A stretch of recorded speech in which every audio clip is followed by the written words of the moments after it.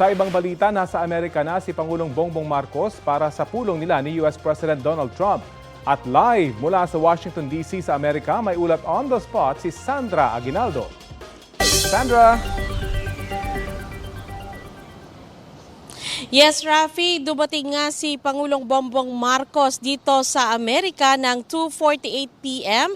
Linggo po yan dito, pero 2:48 a.m. ng Lunes dyan sa Pilipinas. Sinalubong po siya ni U.S. Ambassador to the Philippines, Mary Kay Carlson, at Philippine Ambassador to the United States, Jose Manuel Romualdez. Nananatili si Pangulong Marcos sa Blair House kung saan din tumuloy ang mga magulang niyang sina dating Pangulong Ferdinand Marcos Sr. at dating First Lady Imelda Marcos sa kanilang state visit noong 1966. Makakapulong ni Pangulong Marcos Jr. sina U.S. Secretary of State Marco Rubio at U.S. Defense Secretary Pete Hegseth sa Pentagon. Sa oras sa Pilipinas ay mamaya na po yung 7 p.m. mangyayari.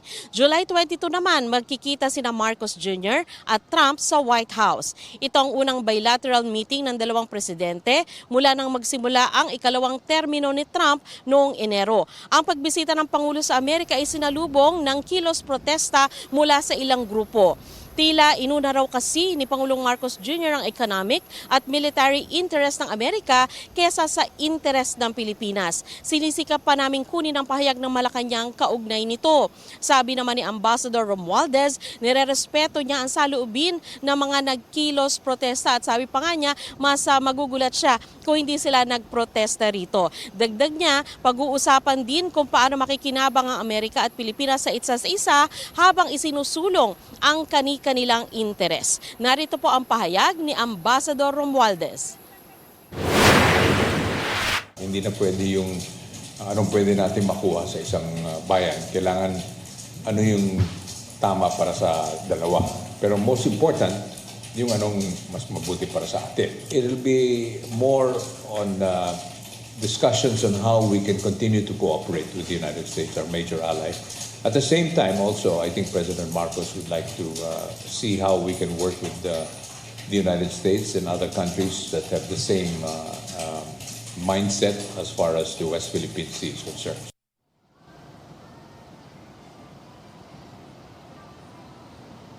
Rafi, sa ngayon ay nananatili nga sa Blair House si Pangulong Marcos at kanina nagkaroon siya ng pagpupulong sa ilang miyembro ng kanyang gabinete. Ang sinasabi sa atin, Ambassador Romualdez, ay mahalaga yung imbitasyon ng Amerika na manatili siya sa Blair House dahil hindi daw lahat ay naiimbitahan doon. Bagamat in the past daw ay nakastay na rin doon si dating Pangulong Cory Aquino at dating Pangulong Gloria Arroyo. Rafi? Sandra, nabanggit ni Ambassador yung issue sa West Philippine Sea. Anong inaasahang matatalakay tungkol dyan? Sa ngayon, Rafi, wala silang specific na sinasabi kung ano talaga yung points of discussion tungkol dyan. Pero ang sinasabi niya kasi patuloy naman yung negosasyon at o pag-uusap. Katunayan, bumibisita sa Pilipinas ang mga US high-ranking US defense officials at patuloy ang komunikasyon. Ang sinasabi niya ay kumbaga magbibuild lang sila ng pag-stronger alliance at dahil naman daw meron tayong mga agreement naman na existing at sa tingin niya ang dalawang leader ay iigtingin lamang o patitibayin ang alyansa na yan. Rafi? Sandra, tungkol naman doon sa 20% reciprocal tariff, obserbasyon kasi ng ilan, may mga kapitbansa tayo dito sa rehiyon na nakipagdikosasyon sa Amerika nang hindi nagtutungo sa Amerika yung kanilang mga leader, napababa pa yung porsyento ng taripa na ipinataw sa kanila ng Amerika. Ito bang pagtungo ng Pangulo dyan sa Washington ay mas mangungulugan na may tsansa na mapababa talaga itong taripa na ipapataw ng Amerika sa Pilipinas?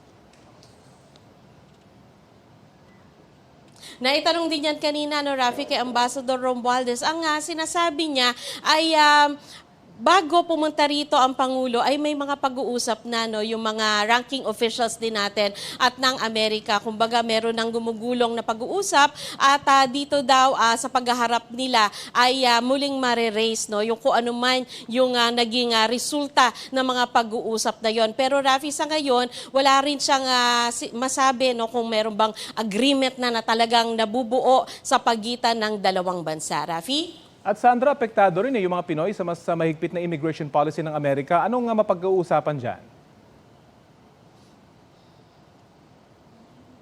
Yan, Rafi, ang sinabi sa atin ni Ambassador Romualdez kasi kasama siya sa talagang paghahanda dito sa pagbisita ng Pangulo. Pero sabi niya, hindi na mapapag-usapan yung issue ng immigration na naging controversial nga rin dito sa Amerika. Bagamat sinasabi niya ay patuloy lang din naman na nakikipagtulungan ang Pilipinas sa US government at sabi nga niya meron daw ngayong identified ang kanilang Immigration and Customs Office kung saan mahigit 3,000 Pilipino yung monitored nila na hindi naman daw nakakulong pero for deportation na. Pero yun nga, sabi niya, ang issue na yan ay talagang hindi mapapag-usapan sa pagitan ng dalawang leader. Rafi? Maraming salamat, Sandra Aguinaldo.